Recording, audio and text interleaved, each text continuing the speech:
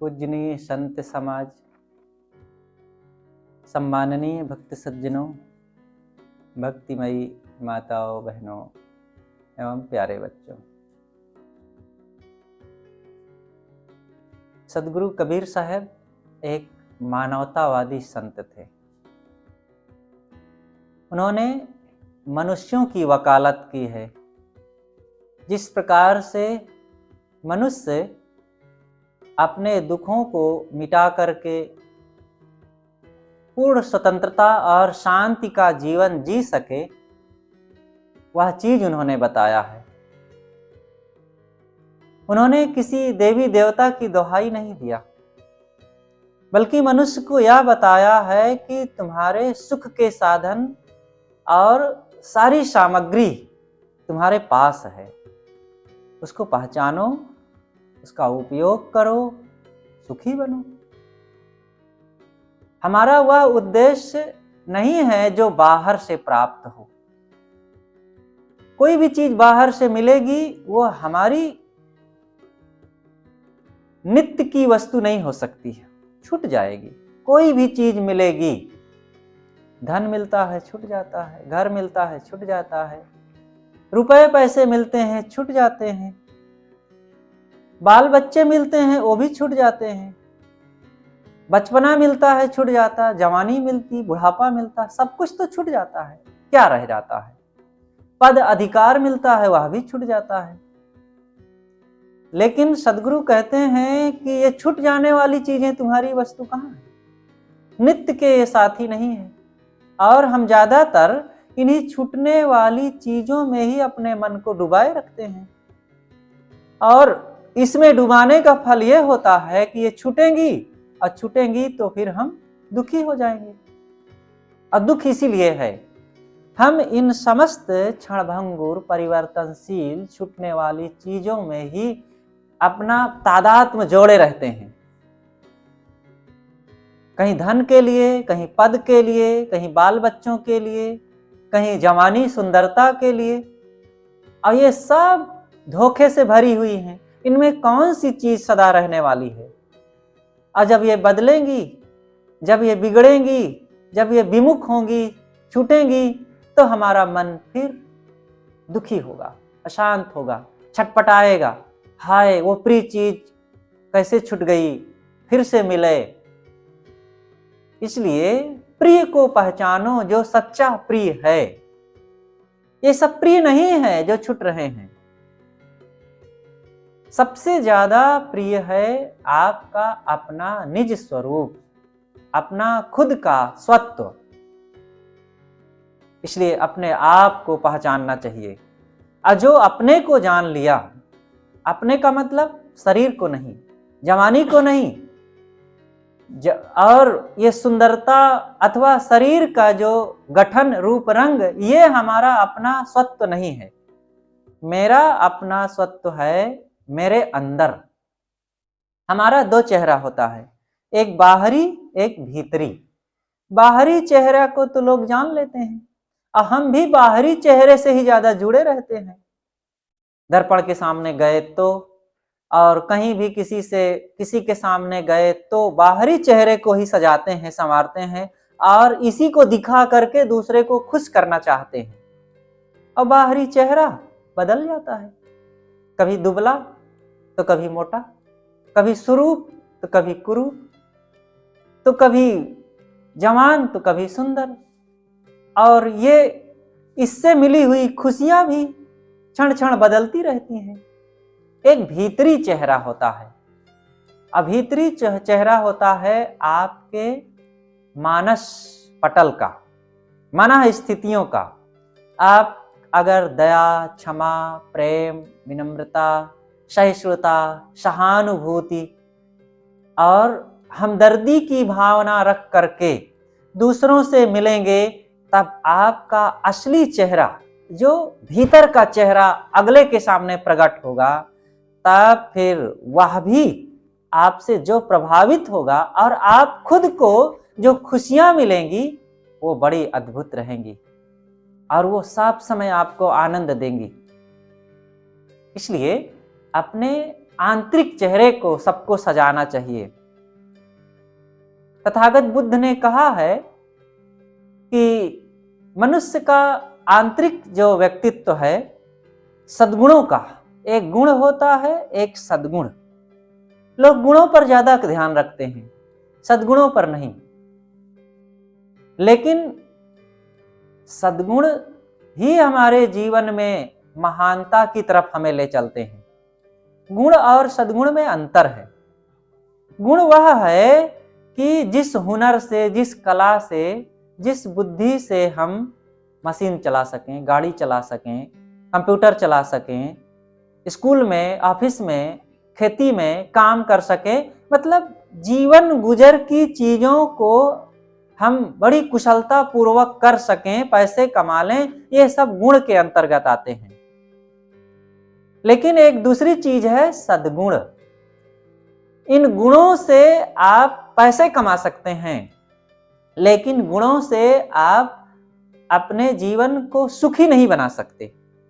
अब आप कह सकते हैं साहब पैसा आएगा तो क्यों नहीं सुख होगा?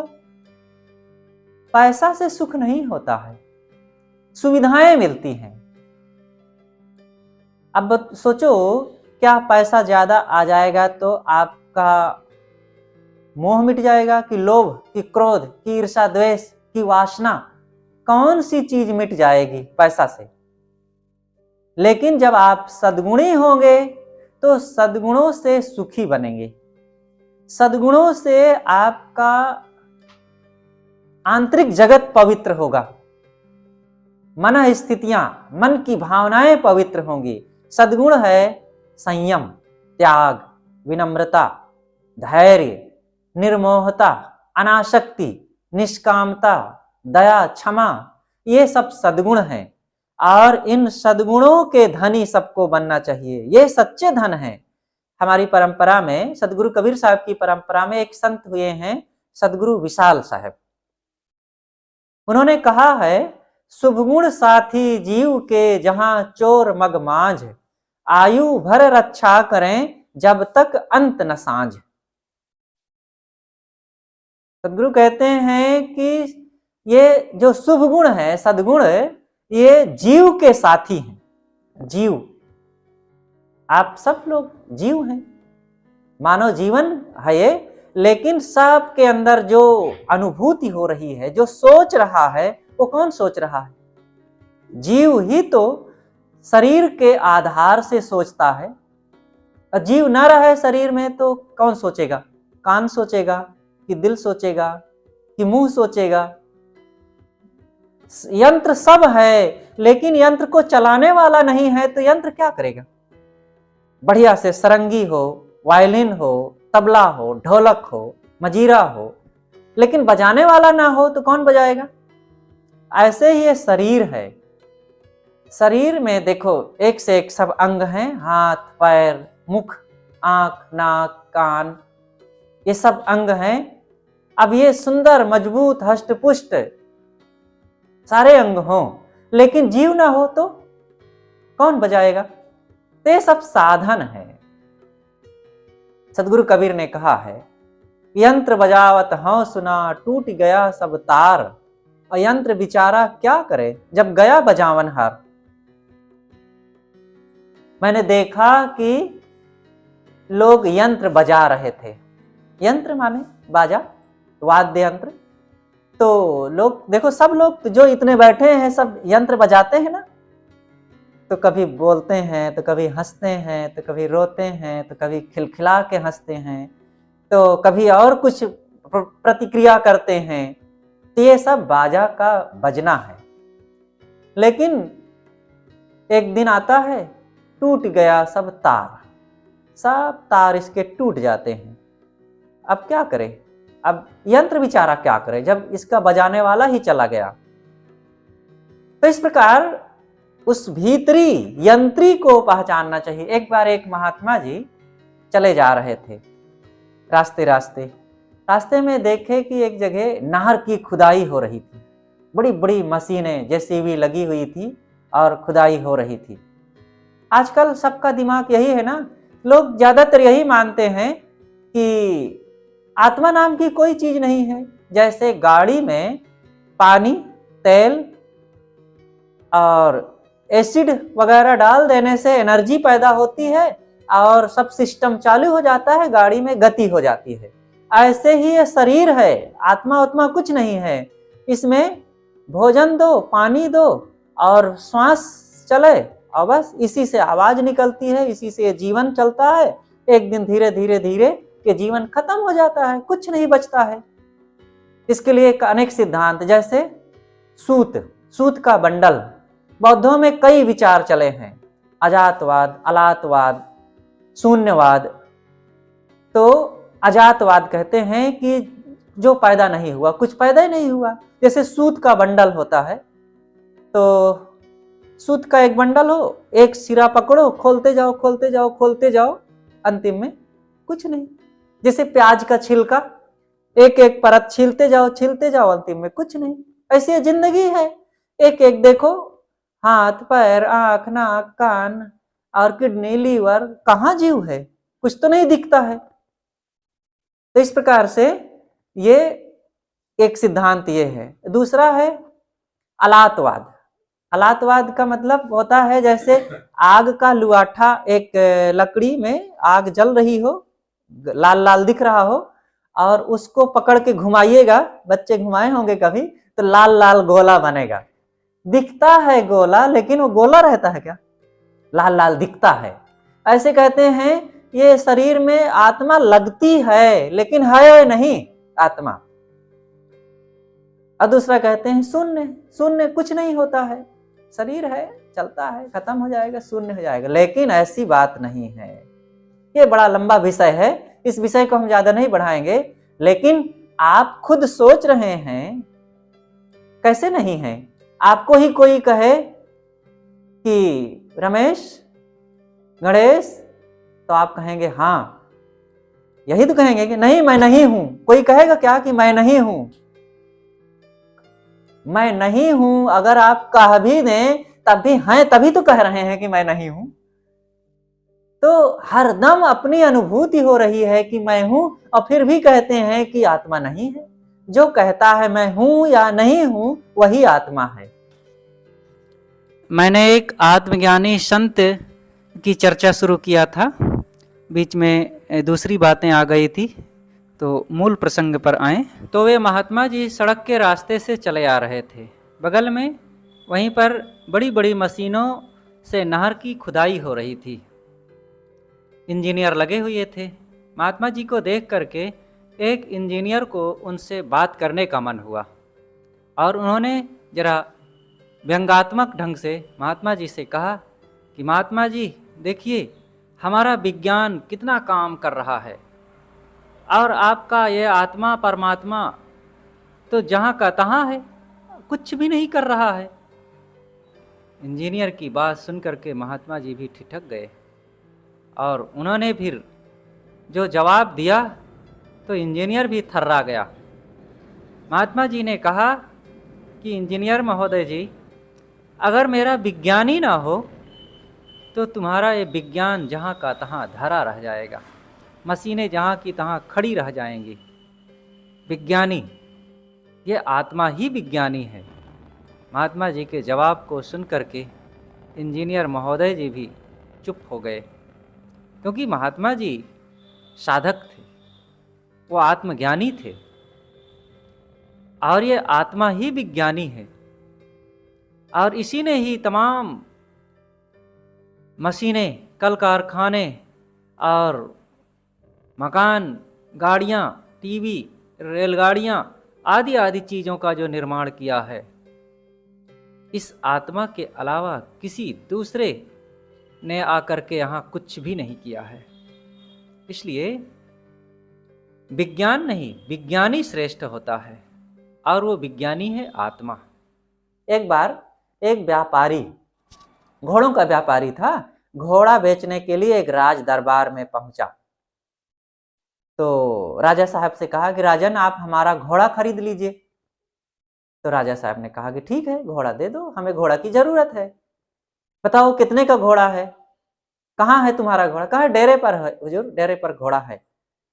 कितने के दोगे? कहा हुजूर 50,000 रुपए का है। कहा यार बहुत महंगा घोड़ा है, कुछ कम करो। कहा हुजूर कम कर देंगे। कितने में दोगे? कहा हम 2 पैसे में दे देंगे। कहा अरे तुम कैसी बात कर रहे हो, 50,000 का घोड़ा 2 पैसे में कैसे दे दोगे? कहे हुजूर उसमें एक छोटी सी कमी है। कहे क्या कमी है? कहे बहुत छोटी सी कमी है। बताओ तो क्या कमी है? कहे हुजूर उसमें जीव नहीं है। कहे अरे यार जीव नहीं है तो क्या हम लाश खरीदेंगे? देखो जो 50,000 का घोड़ा था, जीव कितना बड़ा होता है, उसको हम नहीं कह सकते कि इतना बड़ा होता है या इतना बड़ा होता है या इतना बड़ा होता है, बस बहुत छोटा है वो। लेकिन उसी के ना रहने से हाथ पैर पेट पीठ कान सिर मुंह सब कुछ तो है घोड़े में, लेकिन फिर भी वह घोड़ा 50,000 का अब 2 पैसे में कोई खरीदने को तैयार नहीं है। कीमत किसकी है? जीव की। सदगुरु कबीर ने कहा है ई सब शोभा तेरे, उसी की शोभा है। इस घर में बहुत टाइल्स पत्थर संगमरमर यहाँ तक कि सोने चांदी के भी बेल बूटे लगे हों जगह जगह, लेकिन एक जीव ना हो, इसमें व्यक्ति ना हो कोई, तो क्या इस घर की शोभा रहेगी? अरे बूचड़ खाना लगेगा, कबाड़ खाना बन जाएगा 10 दिन में। और व्यक्ति है तो ये मिट्टी की दीवारें हो, मिट्टी की फर्श हो, लेप पोत करके साफ सुथरा झाड़ पोंछ करके व्यक्ति रहेंगे इसमें और बहुत सुंदर लगेगा। जहां जहां जीव है वहीं वहीं रौनकता है। देखो इन गाड़ियों को किसने बनाया? इन हवाई जहाज टेलीफोन टेलीविजन को किसने बनाया? इन शास्त्रों ग्रंथों वेद किताब पुराण और इन समस्त ग्रंथों को किसने बनाया? और कंप्यूटर रेलगाड़ी आदि को किसने बनाया? ये नाना विचार जो चल रहे हैं, अनेक ऑफिसों में अनेक विषयों पर अनेक भाषाओं में जो काम हो रहे हैं, ये सब कौन कर रहा है?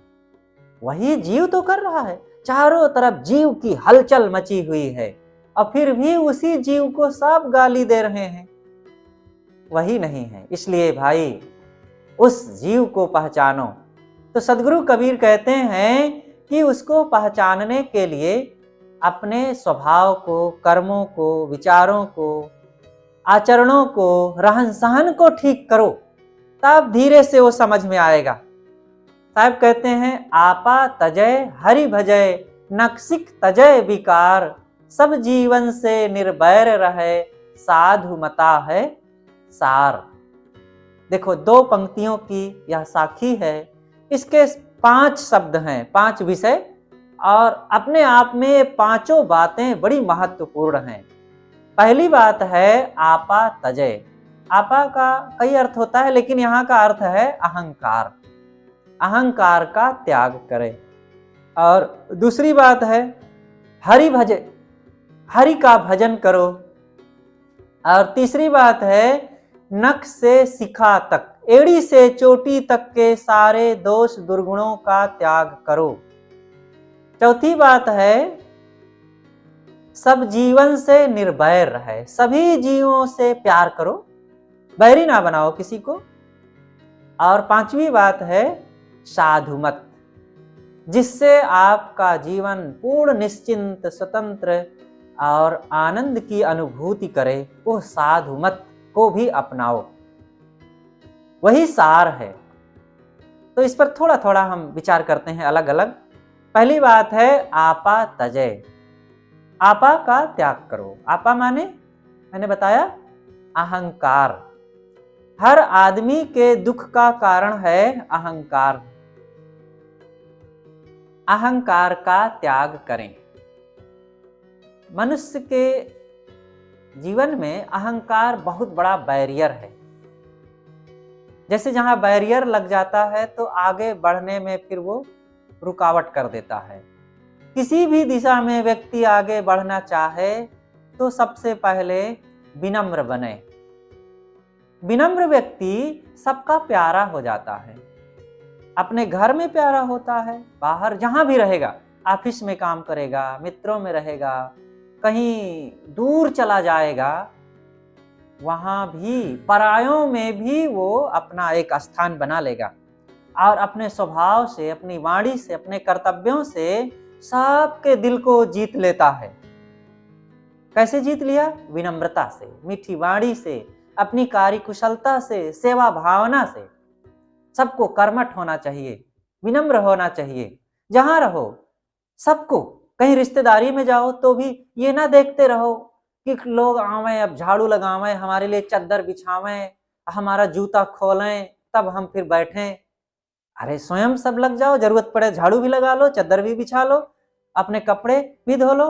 इन बच्चों को भी चाहिए, ये प्रतीक्षा ना करें कि मम्मी पापा हमारे कपड़ा धोवें, हमारी जूता में पालिश करें और हमारी कंघी करें। अपने से करो सब काम, बड़े हो गए हो, सब काम करना चाहिए, सब सीखना चाहिए। अपनी जरूरत की सारी क्रियाओं को हम सीखें, उसका अभ्यास करें। और मम्मी पापा का, माता पिता का कर्तव्य है कि बच्चों को सिखावें, उनको तैयार करें, उस योग्य बना दें। जो बहुत दुलार और लाड प्यार में बच्चों को योग्य नहीं बनाते हैं, तो वो लाड प्यार नहीं है, वो बच्चों के साथ बैर कर रहे हैं, उनके साथ दुश्मनी मानो कर रहे हैं। क्योंकि 4 दिन में वो बच्चे बड़े होंगे और आप बूढ़े हो जाएंगे और आप चल बसेंगे और बच्चा कुछ सीखा ही नहीं है, गोबर गणेश है और कोनो काम का नहीं। जहां रहेगा वहीं वो धक्का खाएगा और ना बोलते बनेगा, ना करते बनेगा, दूसरों का इंतजार करेगा, मेरे लिए कोई भोजन बना दे, मेरा कोई कपड़ा धो दे, मेरे घर में कोई सफाई कर जाए और मुझे ये काम कोई कर जाए। अब कुछ सब समय वो पराई आशा करता रहेगा, दूसरे के भरोसे कहीं कुछ काम होता है। स्वावलंबी बनो, करू भैया भले अपनी, छाड़ भिरानी आस, जाके आंगन नदिया बहे, सो कस मरे प्यास। आपके पास हाथ हैं, पैर हैं, आंख हैं और कान है, शरीर है और जवान हो और सब कुछ, शरीर बलवान है और फिर भी दूसरे का भरोसा करना। मोटा मोटा जो जरूरी चीजें हैं सब काम अभ्यास करना चाहिए, सब सीखना चाहिए। तो जब आप नहीं सीखे रहेंगे तो बहुत तकलीफ पाएंगे। इसलिए हर चीज को सीखें और ये विनम्रता के बल से सीखा जा सकता है। तो विनम्र बने। और विनम्रता हमारा अगर अहंकार है तो विनम्रता के दरवाजे में हमें प्रवेश ही नहीं करने देगा।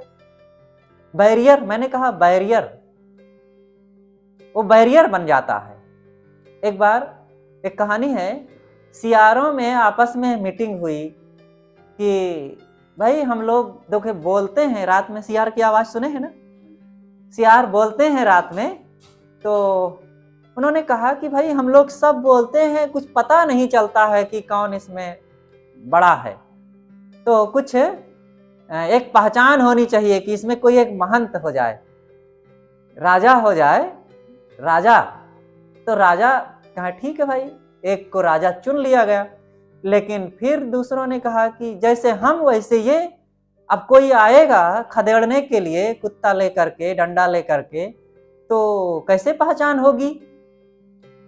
तो ऐसा करें कि जो राजा है उसके पीठ में एक डंडा बांध दिया जाए, तो लोग दूर से जान जाए, हम लोग भी पहचान लेंगे कि ये राजा साहब है, इनकी रक्षा करना है।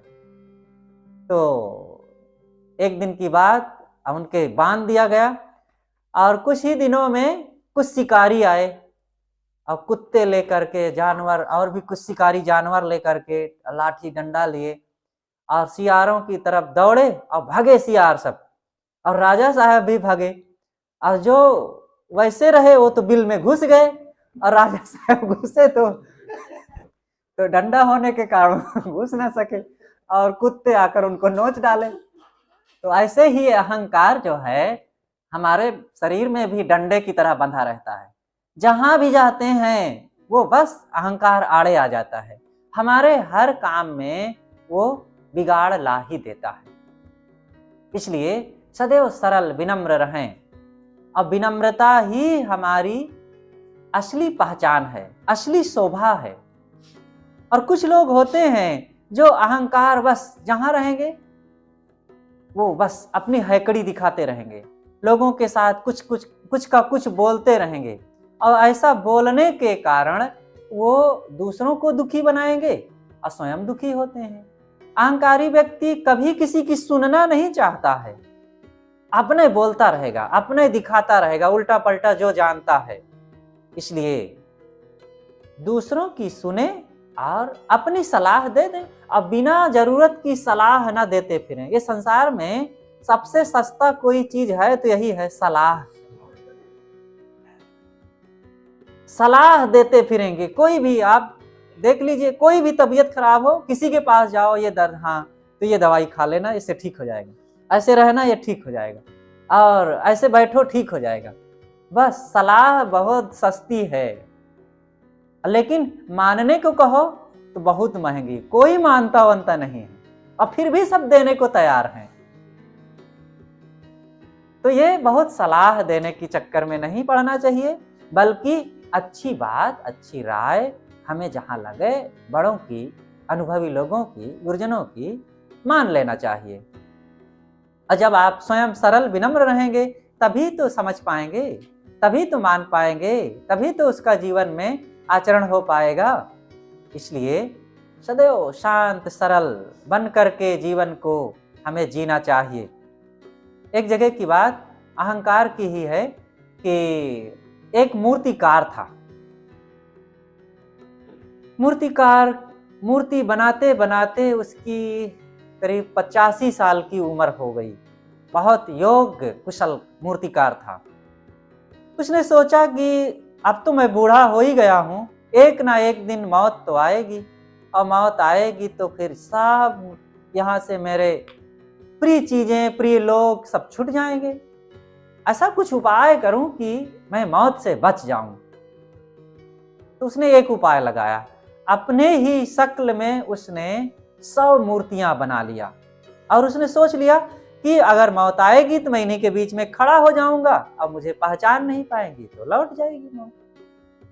तो एक दिन की बात कहानी है, एक दिन की बात, यमराज ने मौत को उसके शागिर्दों के साथ भेजा कि जाओ, अब उसका समय समाप्त हुआ, उसको लेकर के आओ।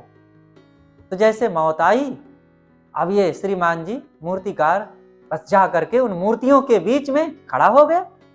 अब एक समान 101 मूर्तियां रहे, एक वो खुद 100 मूर्तियां। और अब मौत आई तो हैरान, किसको ले जाए, यहां तो 101 लोग हैं। अब वो परेशान हो गई, लौट गई अपने शागिर्दों के साथ, यमराज के पास गई, भगवान वहां तो 101 लोग हैं एक सरीखे, किसको हम लेकर के आवें। तब वो समझ गए, अच्छा इतना चालबाज है वो मूर्तिकार। तो उसने कान में एक युक्ति बता दिया कि जाओ इस युक्ति का प्रयोग करना तो तुम्हें पहचान में उसकी हो जाएगी।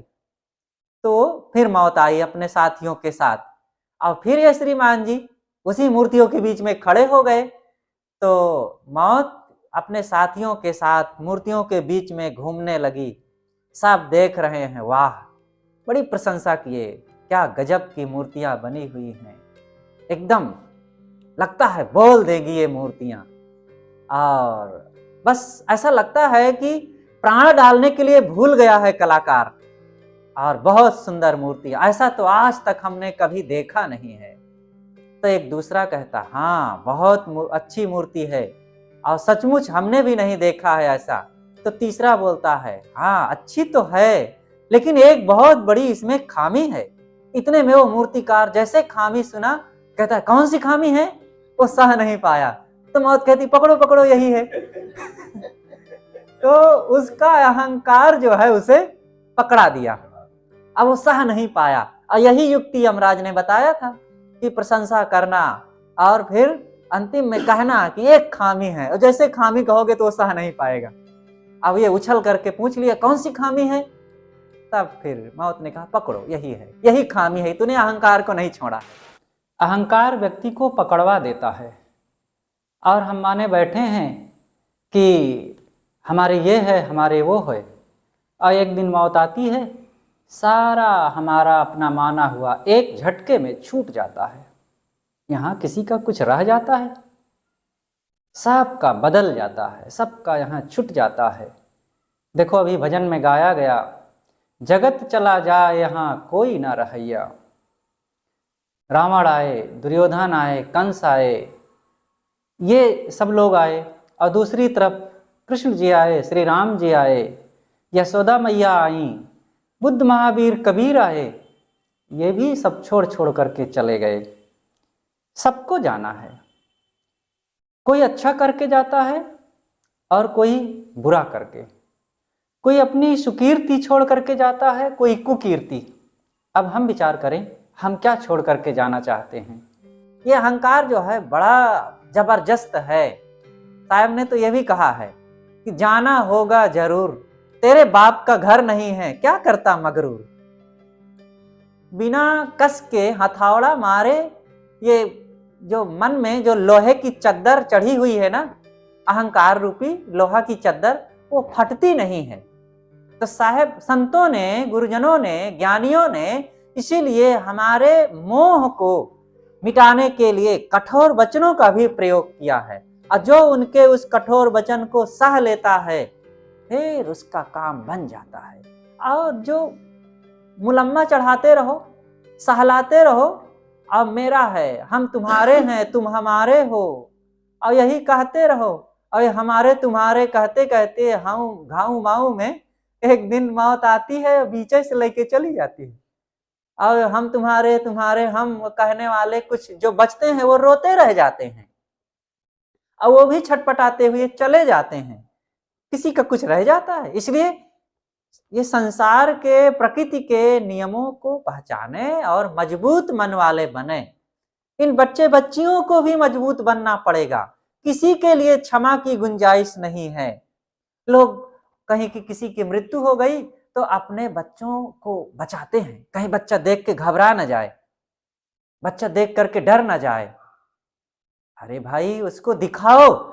एक संत ने तो लिखा है कहीं ऐसी कोई घटना हुई हो तो बच्चे को भी लेकर के वहां जाओ और दिखाओ कि बेटा देख, ये मनुष्य ये भी है, मेरे जैसा ये भी था और ये चला गया है, और ये संसार की नियति है, एक दिन मैं भी जाऊंगा और तू भी ऐसे एक दिन जाएगा। और समझ इस बात को, मजबूत बन, इस दिन को भी देखने की तैयारी कर। और वो मजबूत बनेगा तो जहां भी रहेगा हर परिस्थिति में सुख दुख को सहेगा। नहीं तो ये नहीं बनेंगे तो बस कमजोर मन वाले, छोटे थोड़ी थोड़ी बातों में बुल्ल बुल्ल रोने लगना, थोड़े थोड़े में दुखी हो जाना, थोड़े थोड़े में उनको भूख नहीं लगती, नींद नहीं लगती, और माँ कहीं चली गई है एक दिन के लिए तो अब उन खाने को नहीं मिल रहा है, अब बनाना ही नहीं आता है, अब बच्चे क्या करें, वो औंधा मुख किए पड़े हैं बिस्तर पर माँ की याद में भी। इसलिए सबको बहादुर बनना चाहिए और बनाओ और सब सीखें समझें।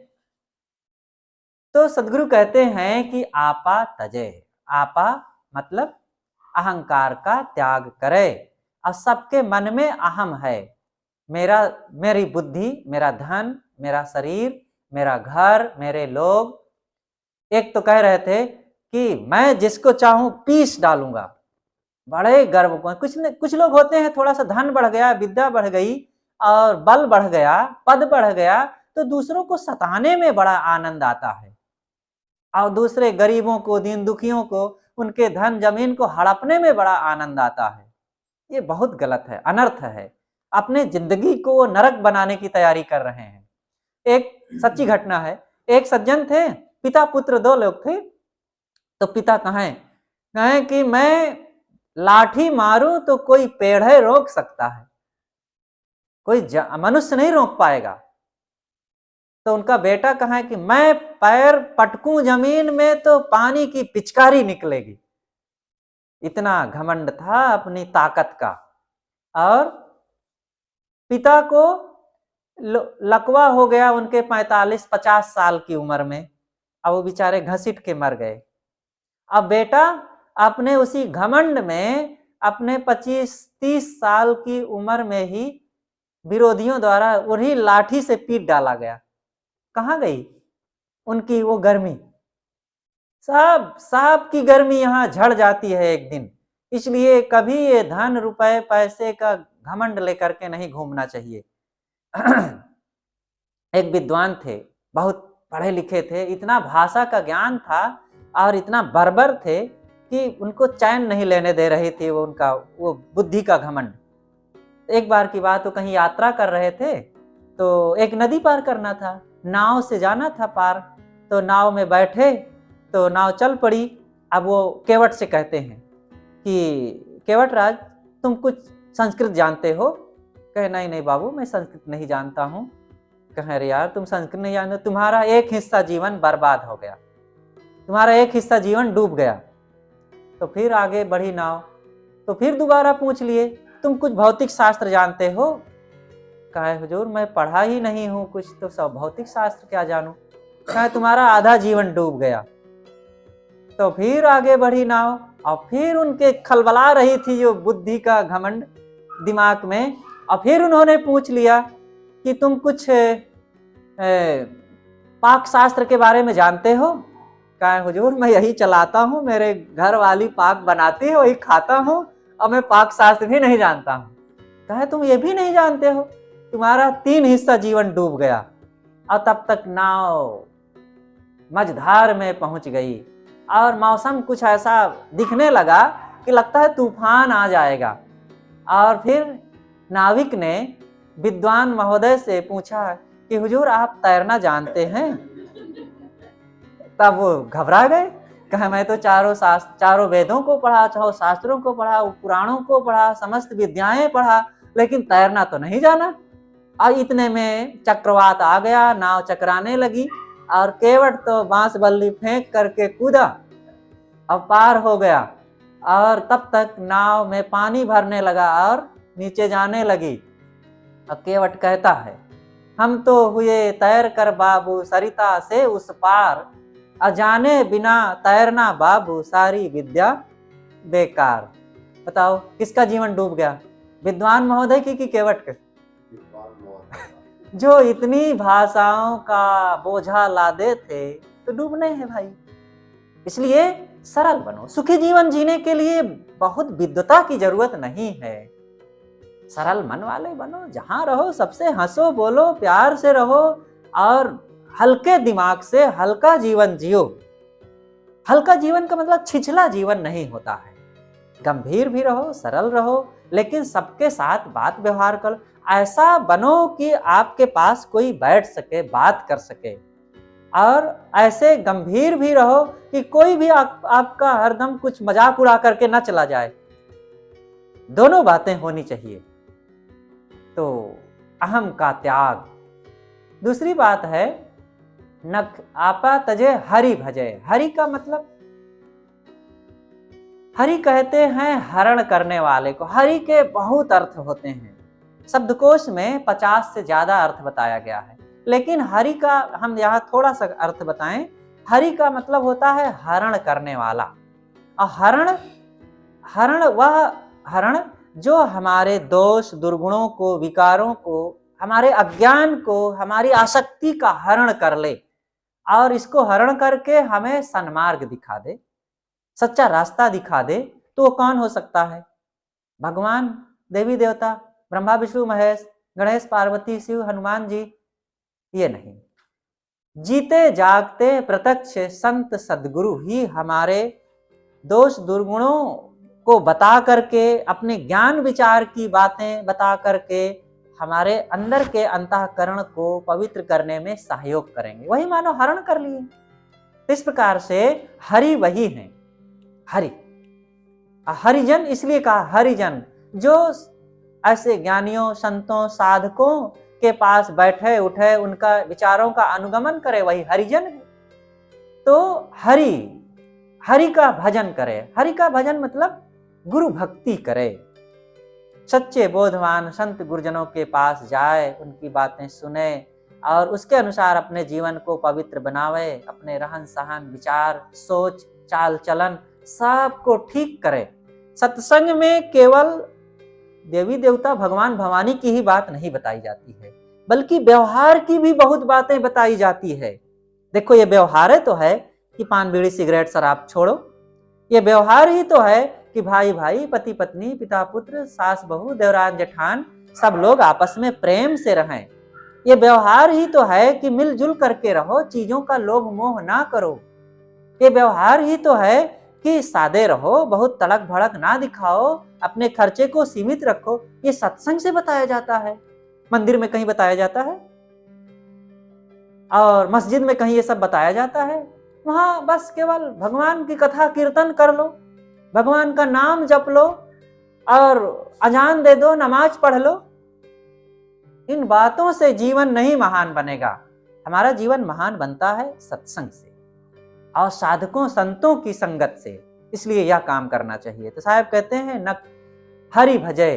तीसरी बात है नख सिख तजय विकार। नख और सिख, नख मतलब पैर, जहां पैर का नाखून, ये एड़ी निचला हिस्सा, और सिख माने सिखा, यहां मतलब पूरे जीवन का जितने दोष दुर्गुण है इतने ही इस 3.5 हाथ की काया में ही तो है ना। इसी में आदमी झूठ बोलता है, इसी में लड़ाई झगड़े की आदतें हैं, इसी में लूट फूंक करने का है, इसी में चोरी दुराचार व्यभिचार की सारे दोष दुर्गुण इसी में। तो साहब कहते हैं इस जिंदगी में एड़ी से चोटी तक के सारे विकारों को छोड़ो। विकार मतलब अवगुण, दोष दुर्गुण छोड़ो। और जब आप दोष दुर्गुणों को छोड़ देंगे तब बचेगा क्या आपके पास? तब आपका नेचुरल जीवन, स्वाभाविक जीवन बचेगा। आप अपने आप में बहुत पवित्र हैं, महान हैं, सरल हैं। बस आप अगर अपने अवगुणों को छोड़ दें तो, जैसे कि एक सोना हो, सोने का कोई कटोरा हो और कटोरा पड़ा था, धूल गर्दा काई कीचड़ मिट्टी जमा हुआ था, अब वो पता नहीं चल रहा था कि ये सोने का है। उसको धो दीजिए, रगड़िए, मांजिए और फिर धीरे से सारे कचड़े निकल जाएंगे, उसकी चमक प्रकट हो जाएगी। तो क्या उसमें सोना का गुण लाना पड़ा बाहर से? वो तो ऑलरेडी था ही ना, बल्कि जो सोना के अलावा अन्य चीजें थी उसको निकाल दिया गया है। इसी तरह आपका जो अपना निजी जीवन है, चाहे वो शारीरिक भी कह लो या उससे भी ज्यादा महत्वपूर्ण है आत्मिक जीवन, वो अत्यंत सोने से भी ज्यादा मूल्यवान है। लेकिन वो इसलिए नहीं चमक रहा है, इसलिए नहीं हमें उसका अनुभव हो रहा है क्योंकि लोभ लालच, ईर्ष्या द्वेष, मोह वासनाएं, अज्ञान और आसक्ति का प्रभाव जमा हुआ है उस पर। दोष दुर्गुणों के कारण वो प्रकट नहीं हो रहा है। इसी को उपनिषद के ऋषियों ने कहा है कि हृणमयन पात्रेण सत्यस्यापि हितम मुखम तत्वं पूषण्य पावृणु सत्य धर्माय दृष्टे। सोने जैसे चमकते हुए बर्तन से सत्य का मुख ढका हुआ है। हे सत्य के जिज्ञासु, तुम उस ढक्कन को हटा दे। क्यों? सत्य के दर्शन के लिए। वो सोने जैसे बर्तन से, सोना नहीं है, सोना जैसे चमकते हुए बर्तन से सत्य का मुख ढका है। ये जो चमक दमक है, राग रंग है, ठाट बाट है, मोह माया है, ये सोने जैसे तो लग रही है ना। सुंदर शरीर देख के लुभा गए, किसी लड़का या लड़की का सुंदर घर देख के लुभा गए, सोने जैसा लगता है, सोना है। अरे जिस लड़का लड़की में देखकर जवानी सुंदरता को लुभा रहे हैं, 4 दिन में देखिएगा देखने का मन नहीं होगा, वही बूढ़ा हो जाएगा, रोगी हो जाएगा। तो अथवा आज ही अभी 10 तो हो जाए, तब सारी सुंदरता निकल जाएगी बाहर। तब खोखला चेहरा और मुंह लटकाए हुए बदरूप चेहरा 2 दिन में लग जाएगा कि ये कहां चली गई सुंदरता। ये सारी सुंदरता केवल कहने सुनने की है, बस मन का केवल व्यामोह। चमकते हुए सोने जैसे चमकता हुआ है, अंतिम में सत्य तो अलग है, वो सबके अंदर निज स्वरूप है। उसी के लिए कहा गया है कि उसको पहचानो और वो जो चमक दमक को हटाओ। चमक दमक में दुनिया रीझे, चटक मटक में नारी, अभाव भगत में साधु रीझे, तीनों निपट अनारी। इसलिए चमक दमक में नहीं रीझना है, सत्य को समझो। देखो बहुत चमक दमक वाले, आपको मैं एक घटना सुनाऊं। स्वामी राम तीर्थ अमेरिका में थे, सुने हो स्वामी राम तीर्थ जी को? इसी क्षेत्र के संत थे, वे हरिद्वार में रहते थे ज्यादा। एक बहुत योग वैराग्यवान संत थे, वो गणित के बहुत बड़े विद्वान थे, पढ़ाते थे, लेकिन सब छोड़ छाड़ करके अपने करीब वही 25-27 साल की उम्र में सन्यासी हो गए। एक बार वे अमेरिका में थे, एक नर्तकी आई उनसे मिलने के लिए। जैसे ही वो कमरे में प्रवेश की, स्वामी जी को दंड प्रणाम करके बस वो अपना दुखड़ा रोने लगी कि स्वामी जी, मेरे जैसे इस संसार में कोई दुखी नहीं होगा।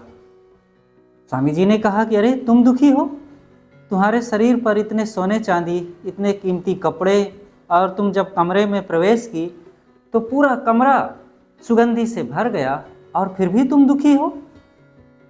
नर्तकी ने कहा, स्वामी जी, ये तो मेरा सहज स्वभाव है, दूसरों को प्रभावित करती हूँ, नर्तकी हूँ, इसलिए ये कीमती कपड़े, गहने आदि पहन रखी हूँ। लेकिन स्वामी जी, मैं तो भीतर से जल रही हूँ। ये है संसार, ये जैसे दिखता है वैसा है नहीं, इसलिए यहाँ की चमक दमक में हमें भूलना नहीं चाहिए। अपनी वास्तविकता को हमें समझना चाहिए, अपने आप को भीतर से मजबूत करना चाहिए। सदगुरु कहते हैं कि आपा तजय हरि भजय, नक्सिक तजय विकार। नक से शिखा तक सारे विकारों को छोड़ो, सब जीवन से निर्वैर रहे, साधु मता है सार। सब जीवन से मतलब सबसे प्रेम करो, किसी से बैर विरोध नहीं करना है। और साधु मता है सार, साधु मत है सबके साथ प्रेम करना, सहनशील रहना, धैर्यवान होना, और अच्छे गुण विचार स्वभाव को अपना करके आत्म कल्याण का काम करें। अपनी बात यहीं पर मैं समाप्त करता हूँ। बोलिए सद्गुरुदेव की जय।